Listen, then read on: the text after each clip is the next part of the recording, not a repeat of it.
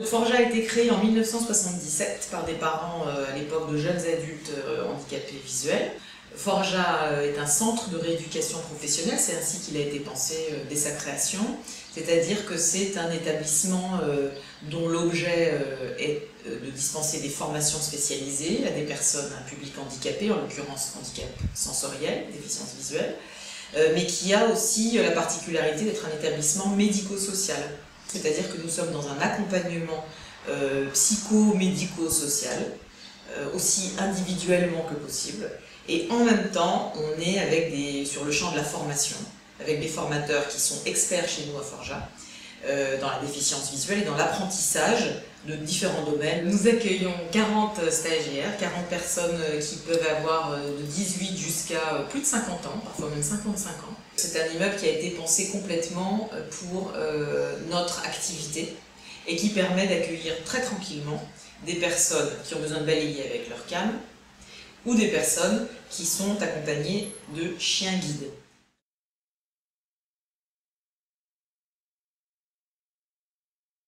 Les formations que nous dispensons sont les suivantes.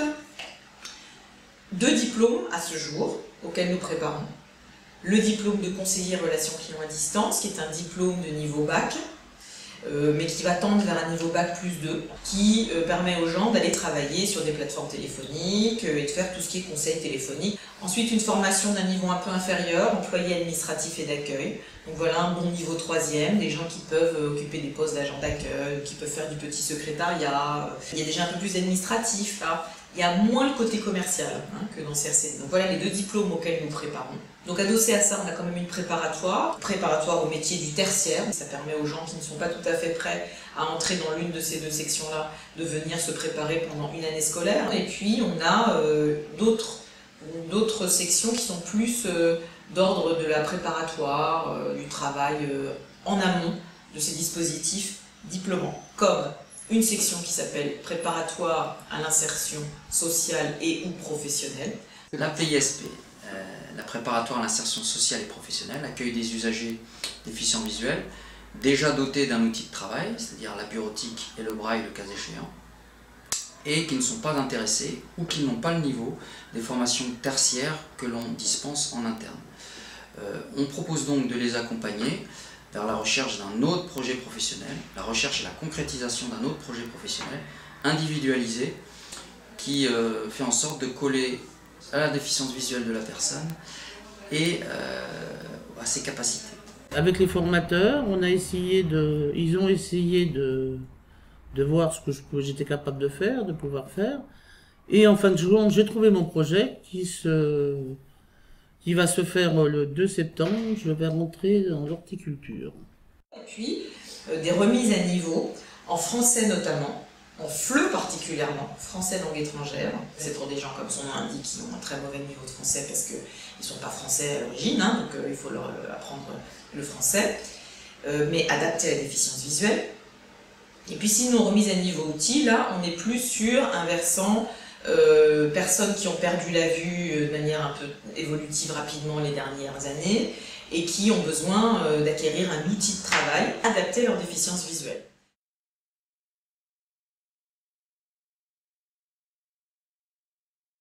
Nous avons la chance de pouvoir bénéficier d'une assistante sociale. Et l'idée, c'est vraiment de les épauler au quotidien, de leur permettre de se décharger de certaines difficultés.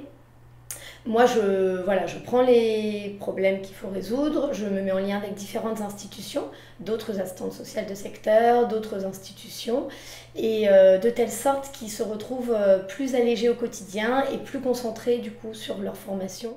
Nous avons donc un temps partiel aussi d'orthopsie. Elle intervient à Forja pour donner des conseils sur les outils, l'aménagement des outils, mais aussi pour les personnes qui ont une prescription médicale et qui le souhaitent, faire de la rééducation. Nous avons une chargée d'insertion qui permet aux stagiaires de bénéficier d'un accompagnement sur le travail des outils liés à la recherche d'emploi. Je fais ce que j'appelle des QCL spécifiques à l'emploi, spécifiques aux connaissances des entreprises. Et je travaille avec eux aussi la bête noire des stagiaires, les CV, les lettres de motivation. Nous avons aussi une transcriptrice braille ici à Forja. Tous les documents qui ne sont pas lisibles simplement par les stagiaires ont besoin d'être transcrits. Donc ou bien en braille, ou bien par l'intermédiaire du grossissement de caractères, donc caractères plus gros, plus gras, polices différentes. Forja dispose d'une instructrice de locomotion qui aide nos stagiaires dans l'acquisition de l'autonomie dans les déplacements, particulièrement de chez eux jusqu'ici ou de chez eux jusqu'au lieu de stage.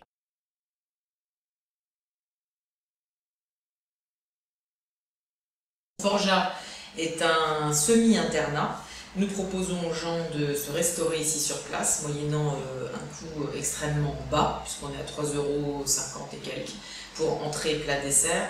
Nous avons un cuisinier ici qui cuisine sur place. La spécificité de notre centre, c'est que les parents à l'origine ne souhaitaient pas créer de foyer, d'internat adossé à Forja pour permettre aux jeunes adultes, c'était leur projet initial, de s'autonomiser et d'acquérir plus de compétences dans ce domaine de l'autonomie.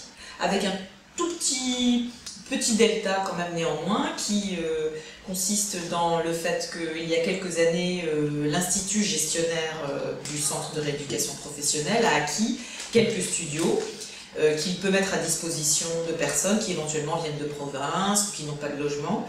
Et puis nous avons un partenariat un peu informel avec un foyer pour adultes, pour jeunes travailleurs, 18-25 ans, rue Didot, pas très loin de Forja. Nous avons aussi une prof de théâtre qui intervient depuis 15 ans au moins ici à Forja. Donc ça, je dois dire que c'est quelque chose auquel nous tenons vraiment beaucoup. Le développement personnel à côté de tout ce qui est un peu plus contraignant quand même, dans les apprentissages forcément comme pour tout le monde. Vous êtes complètement folle. S'il n'arrive pas que ce soit nos enfants, je vous tue. Nous avons l'occasion là d'accueillir régulièrement des personnes qui viennent nous faire qui viennent se produire, qui font des concerts. Et donc nous proposons ça après les cours, une fois par mois, aux stagiaires qui le veulent, gratuitement. À cela s'ajoutent des sorties culturelles que nous proposons toute l'année, tout ça dans l'objectif de toujours s'inscrire dans une démarche d'ouverture et d'enrichissement personnel donc pour nos stagiaires.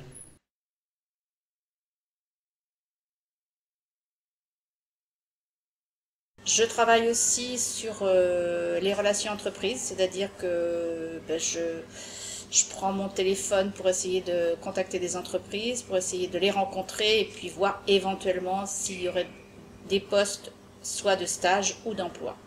C'est-à-dire que l'idée, c'est de faciliter la vie des entreprises qui accueillent nos stagiaires quand elles ont la gentillesse de bien vouloir le faire. Quand une personne va faire un stage particulier en fonction de son besoin, de là où elle en est particulièrement, les formateurs, et Forja en général, mettent tout en œuvre pour qu'elle arrive sur place avec toute la panoplie pour être opérationnelle, c'est-à-dire que nous, on prête les outils.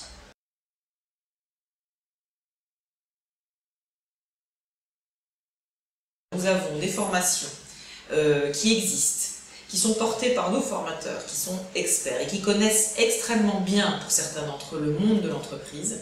Des formations de sensibilisation à la déficience visuelle, pour des personnels qui sont tout à fait en dehors du champ de la déficience visuelle, mais qui se diraient, tiens, pourquoi pas accueillir un collègue déficient visuel. Donc ça existe, c'est un format qui existe, qu'on peut proposer, et qui est très facile à mettre en place en entreprise. Nous avons des formations de sensibilisation au braille, ça c'est peut-être un peu plus ludique, un peu plus pointu.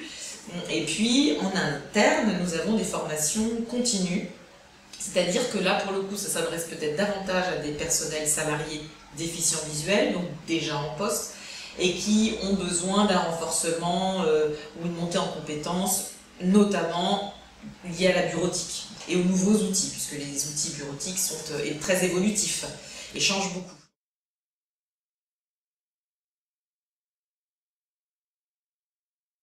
Forja a accompagné 1500 personnes déficientes visuelles depuis qu'il est ouvert, avec ce souci permanent de leur permettre de s'insérer dans le monde, dans le milieu ordinaire, et avec un autre souci qui est toujours de veiller à ce que nous soyons positionnés sur des métiers innovants ouverts aux personnes déficientes visuelles.